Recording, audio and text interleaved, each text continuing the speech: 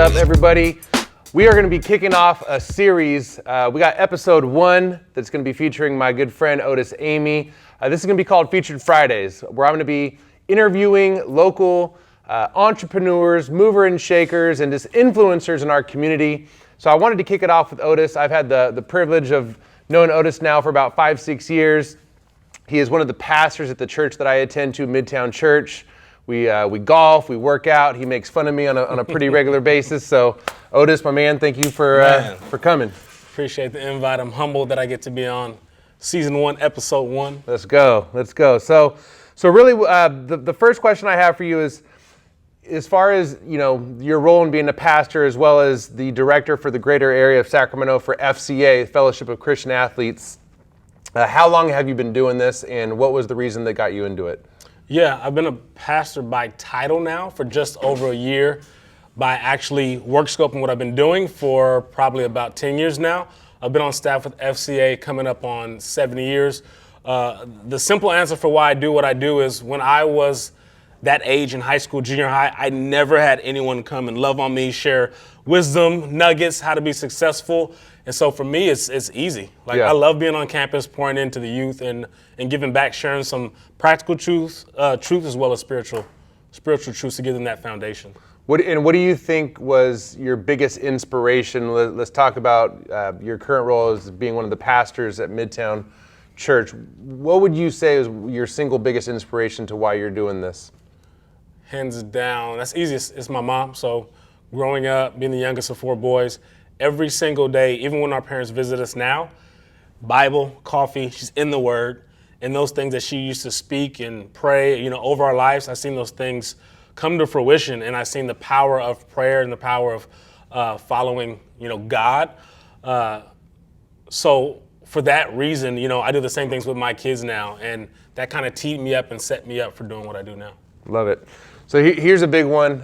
This has it's a short question with a lot of meat behind it. But what would you say is your biggest life hack? Biggest life hack is work blocks. So I learned it from the founder of Travis Matthew. Everyone has a green zone, that 4 to 5 hour block where you are at your optimum. And so for me, I've learned that my green zone is when I first wake up. So it's about 6 to 10 a.m. Mm-hmm. So during that time, it's preferable that I don't work out, that I'm doing all my creative stuff. Like if I'm writing a book, if I'm working on a sermon or working on a talk or researching, I do it during that time. I cut my phone off, I hyper-focus just on that one thing for that amount of time, and I'm able to accomplish so much. Because a lot of people, they'll work their 9 to 5s for 8 hours. They'll only have about 2 to 3 hours worth of work, and they're wasting a lot of time, whereas with the work block, you're hyper-focused and you're accomplishing way more than the average person does. So it sounds like one of the biggest things that you eliminate is multitasking and distractions. Yep, love it. Biggest life lesson that you can share?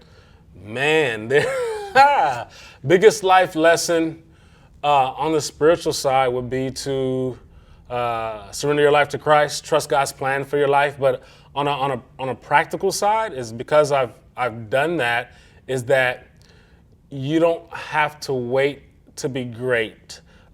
People are always going to have something to say. Mm-hmm. Whether you do nothing or whether you go all in, people are always going to have something to say. So don't wait for other people's thoughts and opinions. Just figure out what your purpose is and go all in.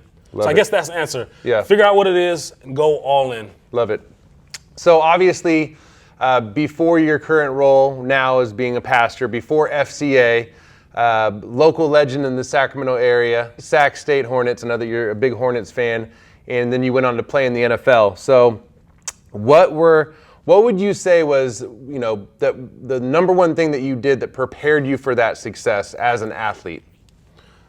Yeah, I would say having a brother that played in the NFL, that's 6'3", 300 pounds, and having some dudes that were like brothers in my life that made it, I understood the concept of being a lifelong learner. So I would say it's very practical, and I'm surprised when youngsters don't do this. Here's somebody that's where I want to be. Mm-hmm. Let me take them to lunch. Let me ask them everything I can. So I understood that NFL wasn't a game. It was a business. So I understood how cutthroat and grimy it was. So it prepared me for when I experienced some of those things. So if I'm hearing you correctly, before you made it to the NFL, when you were grinding, let's say in high school, college, you were finding people that were already there playing at a higher level, and you reached out to them and picked their brain and got to ask them questions and feed off of them. Yeah, I was blessed to be in a situation to where we had people at our high school, biggest high school in Northern California, that went places. Roy Williams won a national championship for the University of Oklahoma in 2000, 8th overall draft pick for the Cowboys. I had him, I had my brother, Donnie Spragan, all these people that Eddie House, Nate Robinson went to our high school. So I picked their brains. How did you do it? Oh, hard work, your academics, all these things that I learned from just asking people that are where I wanted to be. How did you do it? Love it, love it. All right, so this is the fun part now. Right now, I know that you're a big music guy.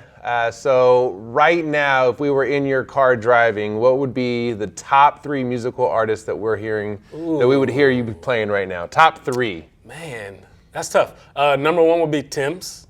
Okay. Her voice, just like you can hear the texture and the layering and the pain in her voice. I just love listening to her. First heard her, I think, on Drake's album, maybe. Second is my favorite artist, has been for a number of years now. I'm jealous that everyone knows who he is now. It's Anderson .Paak. I'm the one that introduced you to Anderson, right? You did.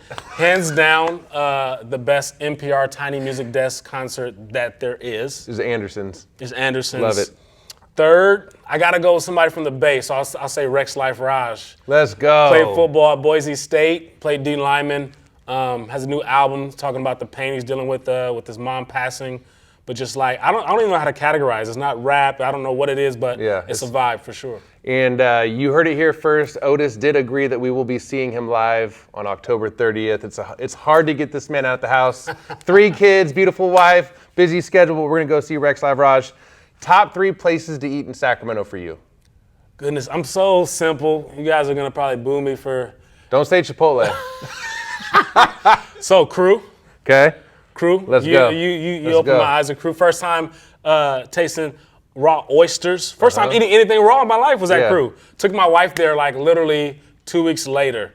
So I would say Crew. Man, help me out. Where else? I can't say Chipotle. So can't say Chipotle. So Crew. We are going to Origami today after we shoot this. So I can guarantee Origami will be another spot. I'm drawing a blank. What's the, I like Bambi's. Bambi's is low-key my spot on like a Friday night with the wife. Vegan tacos. Some grown-up. Maybe we'll throw Fixins in there, but we got to report back after you have Origami today. Yes, okay. Yes, yeah. I wouldn't put Fixins in. Fixins is a cool spot, but it's not like, top-tier. Crew for sure. I love Bambi's. That's the spot that I've been introducing a lot of people to. I mean, my number 1, 2, and 3 is Crew, so makes it easy. Okay, and then we'll end on this. Your Super Bowl prediction, who's going to win the Super Bowl this year? Man, I've been saying it for about a year now, that this is the year for the Buffalo Bills to finally break through. I know it seems like that's kind of easy to say. They struggled a little bit, but Josh Allen is that dude. It's cool to see Lamar, too. Hopefully he stays healthy and secures that bag. Yep. But I think this is finally the year. They have Von Miller, like, on Diggs. every side of the ball. Yep. Offense, defense, special teams. I think they'll have to deal with Mahomes, who's still doing it without Tyreek. But I think it's going to be the Bills this year. Well, we appreciate you, man. Episode 1. And we appreciate all you're doing in the community, man. We really appreciate you. So stay tuned. Episode 2.